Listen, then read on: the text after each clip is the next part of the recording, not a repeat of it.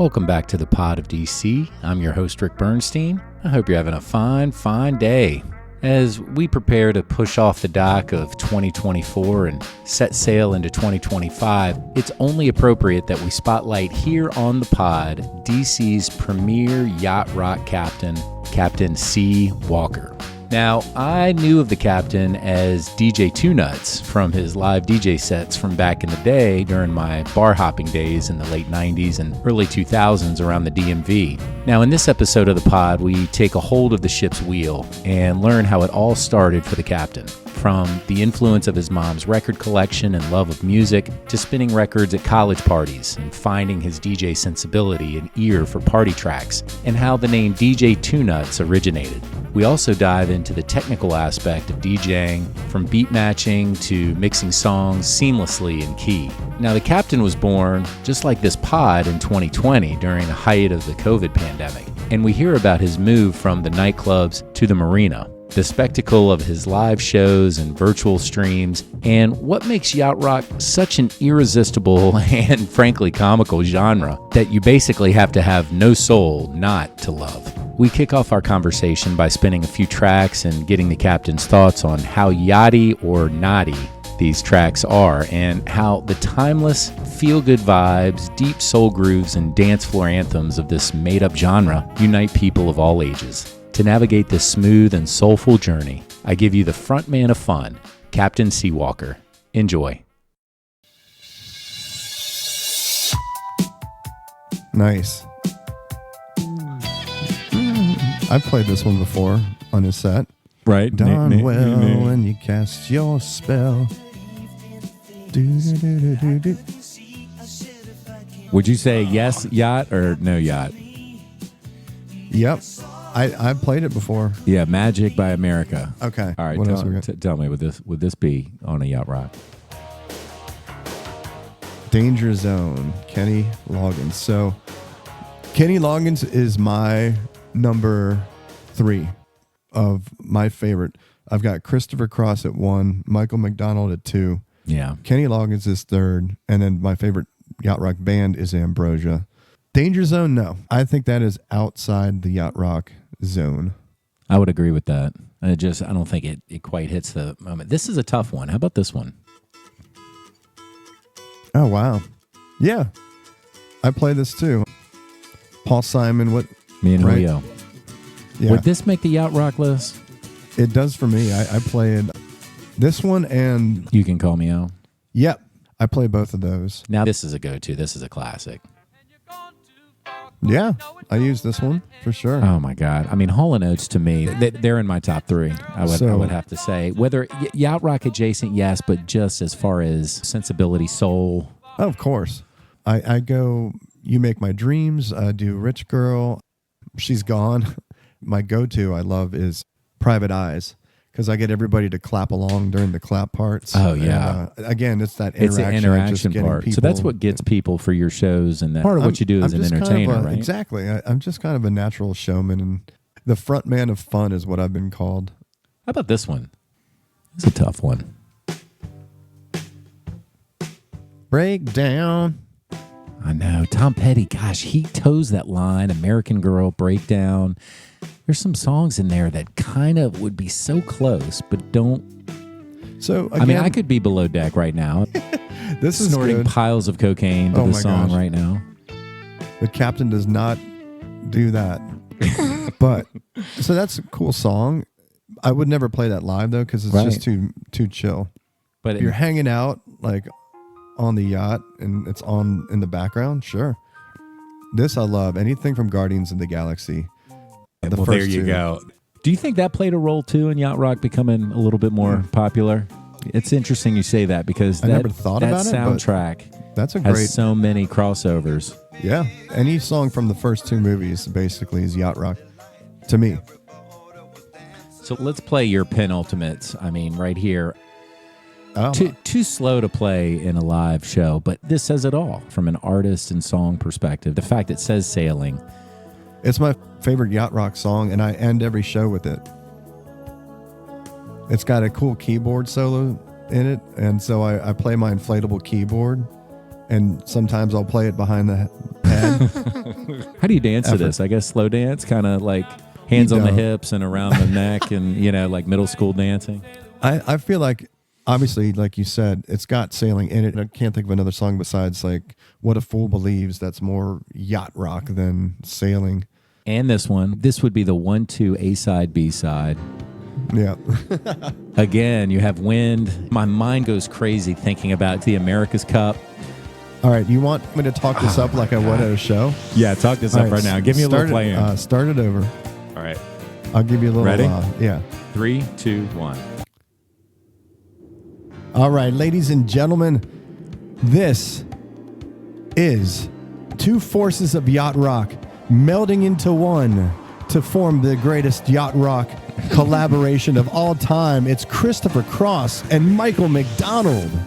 You hit the post. I did. I pride myself on being able to do that. Now, people don't realize that Michael McDonald comes in on that long way to go. Yeah, you've got such a long way to go. He comes in on that, and with Toto. So let's go into Toto's catalog, because you didn't name them, and I think that's a huge omission.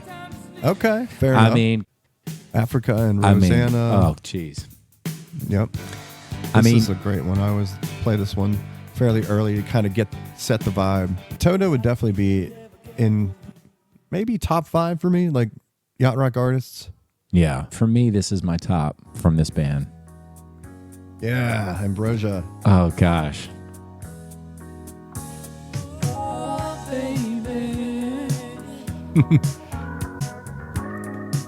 Make a wish, baby. That's biggest part of me is my favorite. Oh, I was going to say, because, yeah. That's the one. And then, of course, don't forget.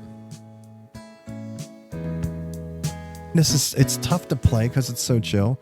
But it is tough to play. Well, that's what I want the listeners to know, that, look, yes, just because you love that song and it fits the genre doesn't mean you can play it. And that's the tough thing about being a DJ, is that you really have to have that sense of feel of the energy in the room. And I'm sure Yacht Rock Review and the other Yacht Rock tribute bands they're getting bombarded with requests of this and this and this, but it just doesn't quite fit. I love it. Give Me the Night. George Benson is right there in Yacht Rock. He's one of the GOATs, man. Again, people kind of would look past that. And then you've got these players like Ace. Yeah, How Long? Right. I play that one for sure. That's always a big request. I think this is also on that poster. I think there are where it's not only in the title of the song, but it's the vibe of the song. I think for Yacht Rock, that hits that penultimate list, right? This is great. I mean, Steal Away. Robbie Dupree. Yeah. Wind blowing in your hair, just... This is the vibe, sailing that Potomac right now. This is a great vibe. But then you got... Slow down. More Blue-Eyed Soul, man, with Boz. I don't play this a lot, but I do sneak it in from time to time. This is early in the good, set, right? This is a good bathroom break song because I think it's like almost 5 minutes. Early in the set, and then to me, this is kind of a dream pairing. When you take some soulful voices from a true R&B, right? James McDonald. Ingram and Michael McDonald. Yeah, this is another long one I can get away with. Can you go back to disco or that 70s dance when you think Earth, Wind, and Fire, Lakeside, like this, which isn't disco per se, but you're getting into a little bit of a heavy bass and a little bounce. Fantastic Voyage. It's yacht adjacent, wouldn't you say? Yeah.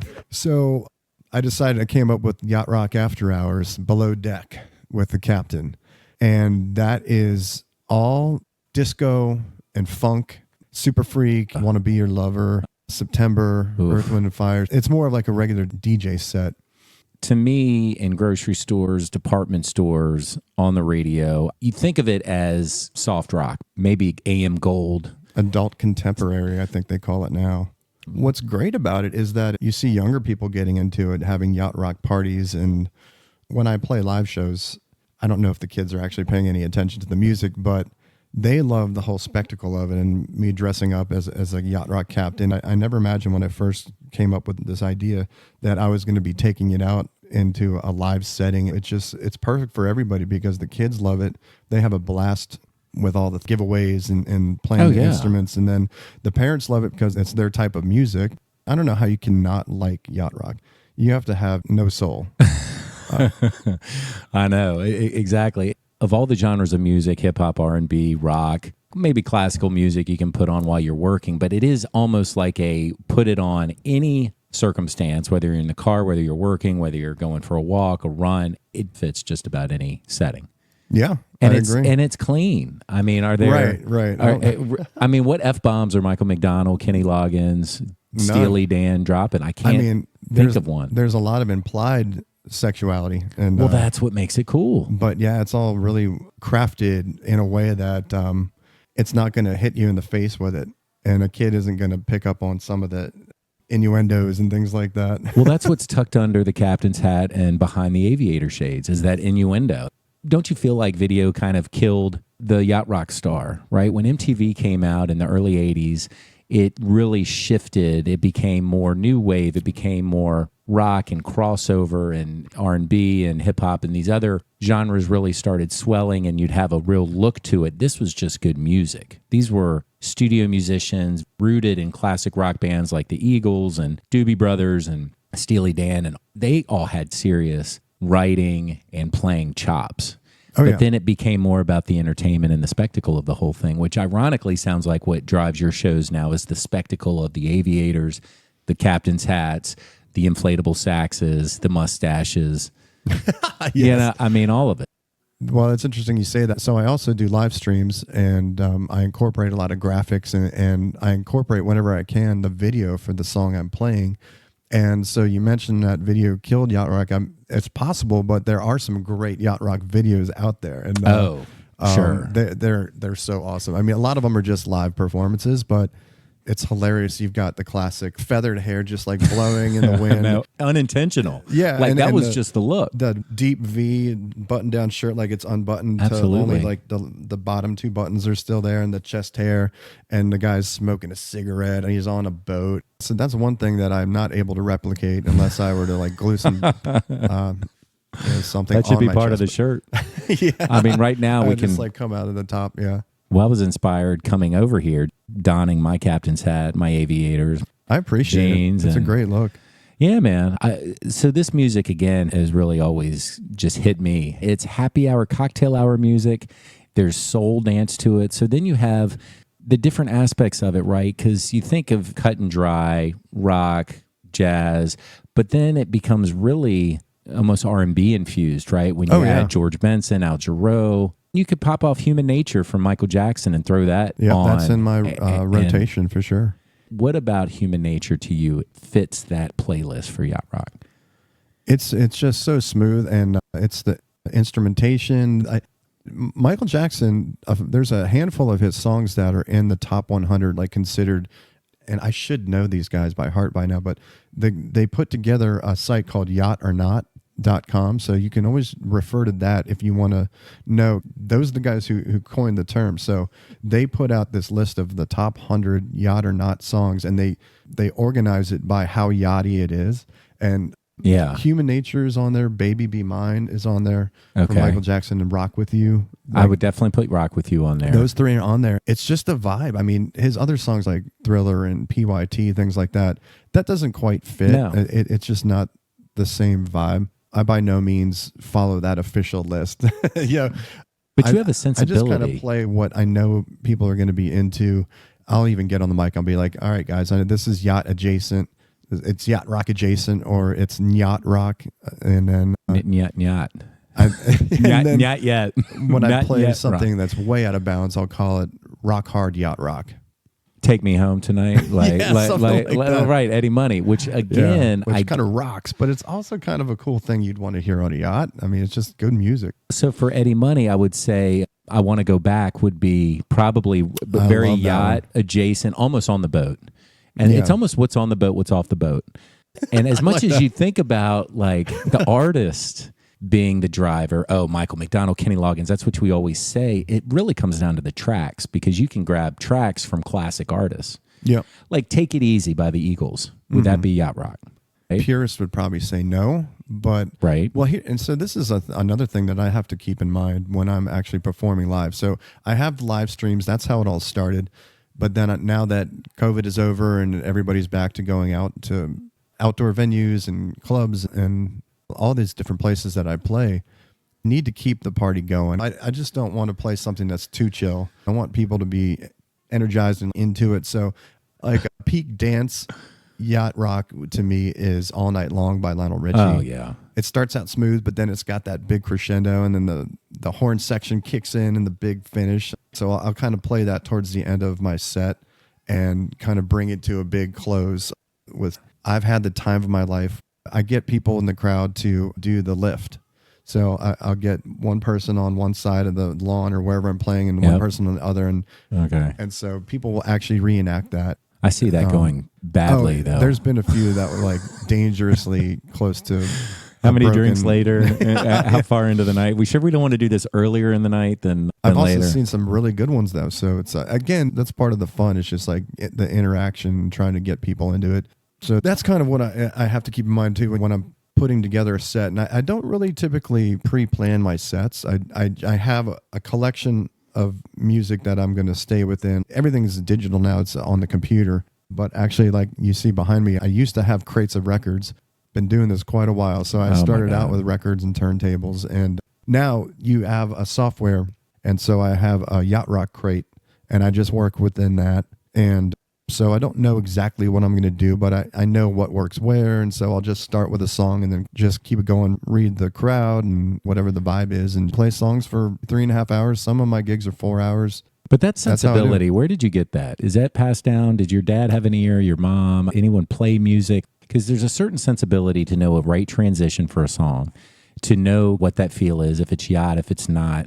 I feel like I have a little bit of that. I don't have the turntable skills myself, but I could tell you, okay, that sounds right. That's a good transition. I used to take mixtapes very seriously. Nice. So any mixtapes, and I always wanted to make sure that transition made sense. Where do you think that came from for you?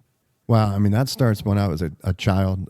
My dad unfortunately passed away when I was very, very young, so I didn't even know him. And my mom didn't remarry, but so we were growing up. It was just me and her, and she had a killer album collection. In fact, I've still got some of her albums. She had the double record at ABBA's Greatest Hits. She had Rod Stewart. She had Motown Records, Stevie Wonder. And so she would blast these records during the day, like cleaning the house or whatever, just running around dancing and singing. So it started at that early age. I absorbed that love for music and good music. She had good taste in music. Cat Stevens was another one. That she had really some diverse. Cat Stevens. Yeah. Yeah, exactly. And so I don't know. I think that's where it started. And then the origins of my DJ story. For whatever reason, back when I went to college, I still had tapes. We were buying CDs at the time. I think the first CD I bought was Pearl Jam 10. Or maybe a Red Hot Chili Peppers. And for whatever reason, I started collecting CDs. I would buy a CD just for one song. Of course. Or a tape, whatever. And I always would get songs that I thought would be good at a party. I had no intentions of DJing, but I would be the guy when there was a party in the dorm and I was able to get control of the music. I would always want to do that, and I would always find the best song that I thought would get everybody dancing or having a good time. I had hundreds of CDs at this point, and a guy that I went to high school with actually went to my university as well, and he had an entire PA system, 2 speakers, you name it. He had everything, and he's like, do you want to help me play some parties and some of these fraternity parties?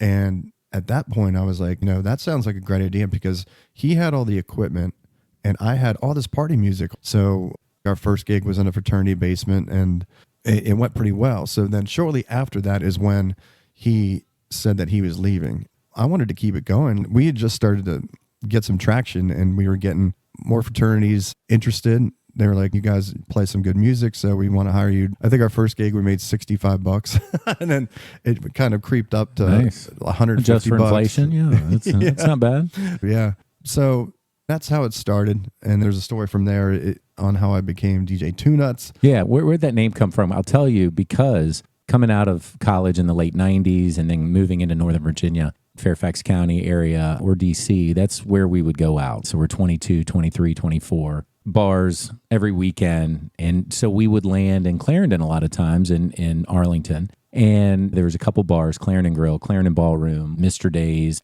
I would see lists of bands, Green Jeans. Oh, yeah. One of my favorites. But I would see DJs. I would see DJ Two Nuts. And so that name was one of the ones that jumped out. And not only was the name like, oh, okay, that's kind of funny. But then I haven't told you this up until this time, but we a lot of times would go because you were playing. Nice. So I saw you without really knowing you back then, but we would go to Clarendon Ballroom. We would go to Clarendon Grill when you would do a DJ set. It's usually Fridays? Yeah. Sometimes, but it was just a good scene. So where did that name come from? The original guy that I was telling you about that was leaving school had the PA system. At the time, I was a freshman or sophomore, but I had 2 roommates. There was 3 of us to a room when I first got to school, and that was awful. But so one of my roommates, he would always hang out when I was doing these gigs with the other guy. I needed to buy this equipment if I wanted to keep doing these DJ gigs. So I asked him, I'm like, hey, Travis, I don't have enough money to cover this, but do you want to go in on this half and half? We'll be partners. We'll do this whole thing together, and then we'll figure it out. He's like, yeah, let's do it. So we scrounged up the money. We bought the PA system. I had all the music. So that is the origins of me and Travis. So there's 2 of us, right? And we didn't have a name yet. And we were going to play our first big gig at a local bar called Bumpers. And so the bar was like, we need to bill you guys and we put you on the marquee. So what's your name? And I'm like, man, I do not know. So I went to Radford University. I had a friend that was going to tech at the same time, and I would go visit him. So in the middle of trying to figure out this name, what would be a catchy, fun DJ name for 2 people, I just happened to be at the dorm visiting my friend that night, and we're out in the hallway, and one of his hallmates steps out from his room, and he starts walking towards us. He's got his clothes on backwards and a hat on backwards, kind of like crisscross. And I don't know, it's so random, but he came walking up and he grabbed his crotch. He's like, yo, I'm DJ Two Nuts. And I was like, that's it. Oh my God. Perfect. Are you serious? And of course I had to put, instead of TWO, I used a 2, and instead of NUTS, I used a Z to make it cooler. Yeah, I remember. So it's Two Nuts, NUTZ. And it's the most ridiculous name, but I still use it to this day because I've never been able to escape it. As soon as... It's a good brand. I mean, every time I tried to change it over the years, as I got older, I would be playing a place, and the name, I had lots of followers online. People know the name. It's silly, but it will still draw. I still get people to come out depending on where I'm playing. And so I could never shake it. I just would keep using it because it's just a trusted name at this point. It is. It is a trusted name in music. And again, your sensibility, because you and I have done some events together. Right.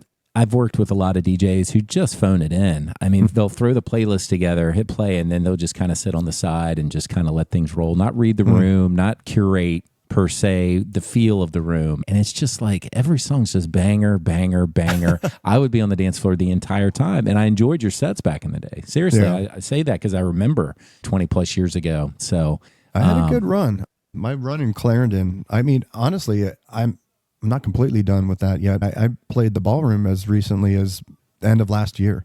Some of my most favorite moments as a DJ are playing festivals and playing the ballroom in this new setting the way it is now. Because EDM, there's nothing like playing an EDM set. Hip hop nowadays, it's really weird. A lot of it is like really slow, like 65 beats per minute, 70 beats per minute kind of stuff. And what is that when you say beats per minute? What does that mean? Oh, so that ties into what you were asking about, like how do I curate playlists or what goes together? I have a knack for it, and I've developed that. I started in 93, so whatever math that is, 31 years.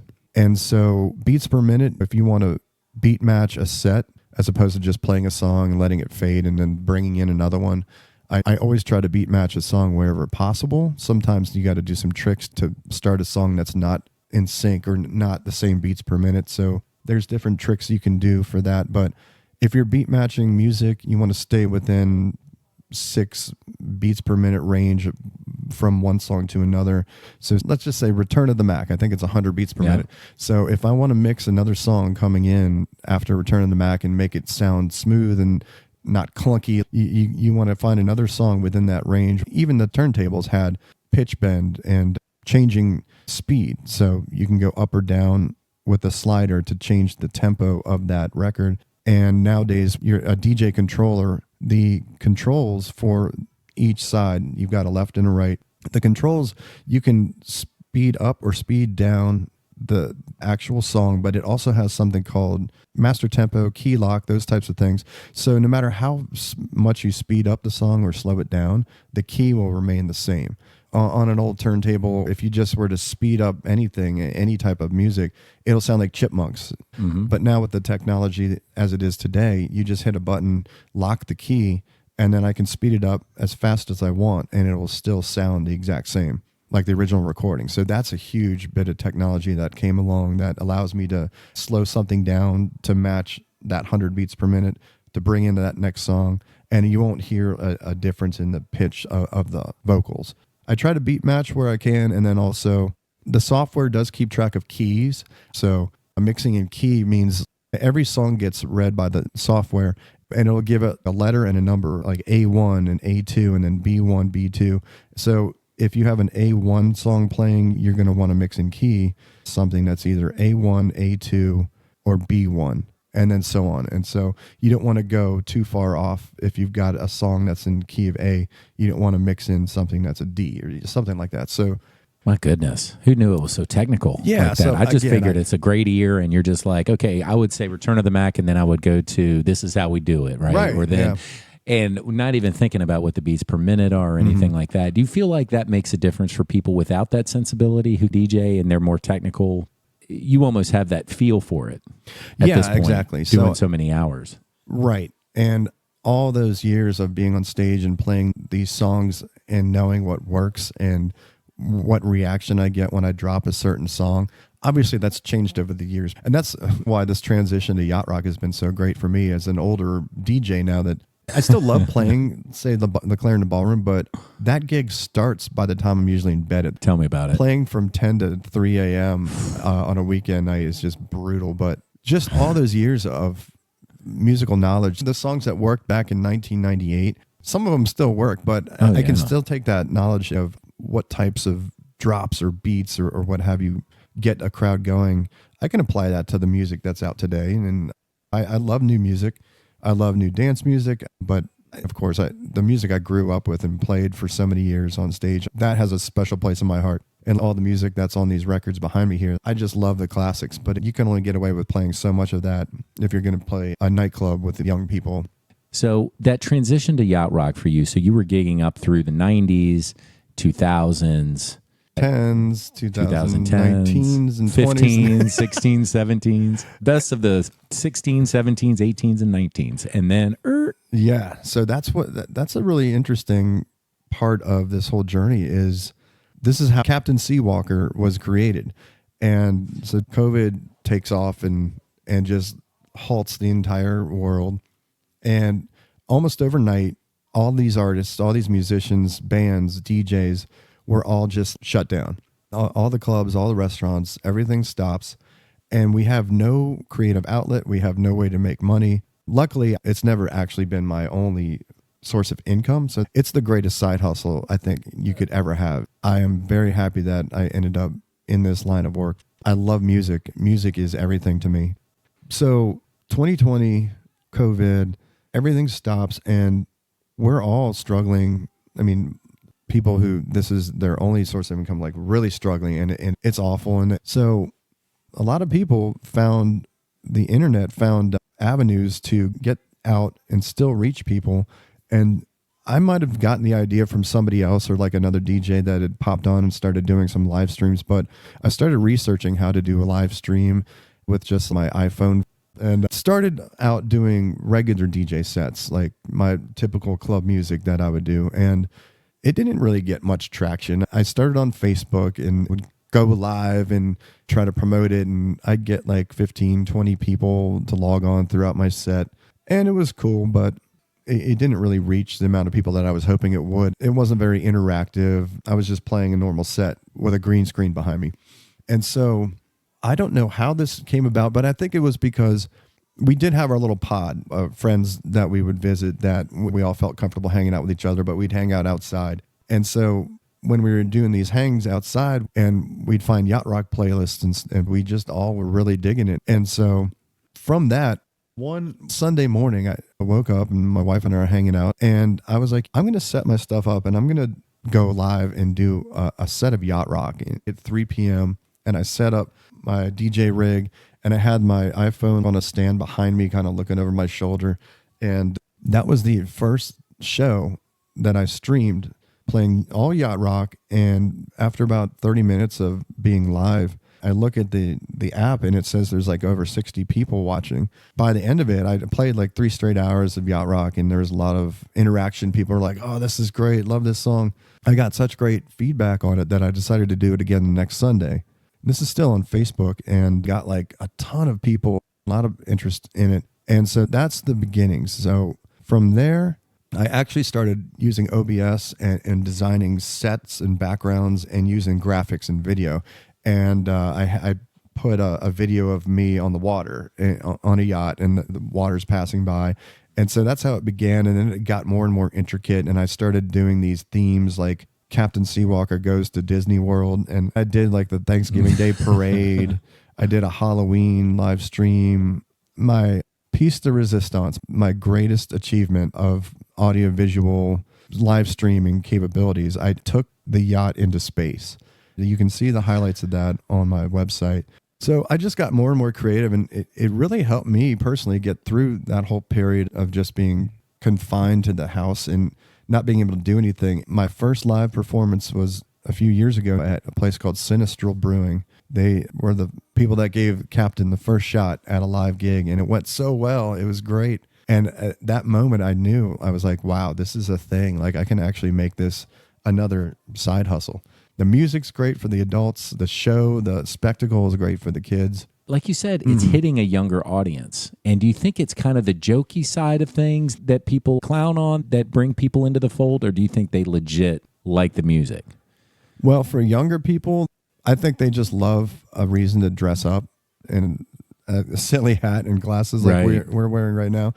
Or like a fun tropical looking shirt, maybe unbuttoned. For the men, that's the thing. Like like our wardrobe is like solid for Yacht Rock. What do the ladies wear?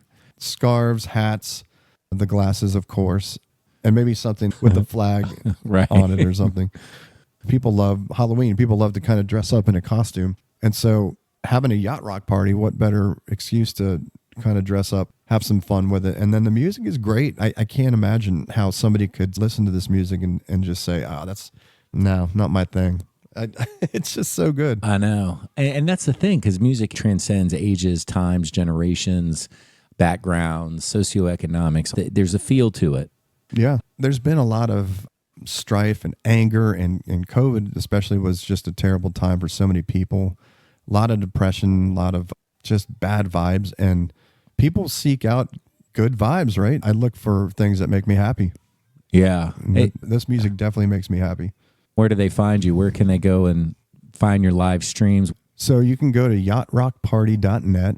That's the website. That has the schedule on it. That's got all the highlights from prior live streams, and you'll find the Yacht Rock in Space one, which again, if you're going to click on one just to kind of see what a live stream is all about, just click on that one. That is my pride and joy, being able to take a yacht into space. I don't think anyone's ever done that before. Follow me on Yacht Rock Party events on the Facebook page. That's where you can get all the updates on when I'm going to go live and do live stream. I've got one coming up. A good friend of mine, he's also a DJ Pirate Smokey. We bring 20 songs to the table, and we have a theme. We've done 2 of these so far. I have won the first 2 battles. So this is Smokey versus Seawalker 3, Commotion in the Ocean is this one. And so that's on December 28th. It's going to be at 3 p.m. Eastern. I'll do voting, and people vote on who's the winner of certain songs going up against each other. It's a really cool, interactive, fun live stream. Well, that's awesome, man. No, I appreciate that journey and pivoting with the pandemic. Clubs shut down. You don't have the live gigs, but you adjust to the technology available and seeing what works. But just testament to you for just keeping going and keeping that passion going and entertaining the DMV and bringing the tunes and it's been a heck of a good run. Grooves to everybody around here, man. So appreciate you, Captain Seawalker, DJ Two Nuts. Thank you so much for having me here in the Captain's Lodge. Getting to kind of see your vibe and what you've built here from the turntables and records all the way to the Captain and Tennille piece. So, well, it's been my pleasure.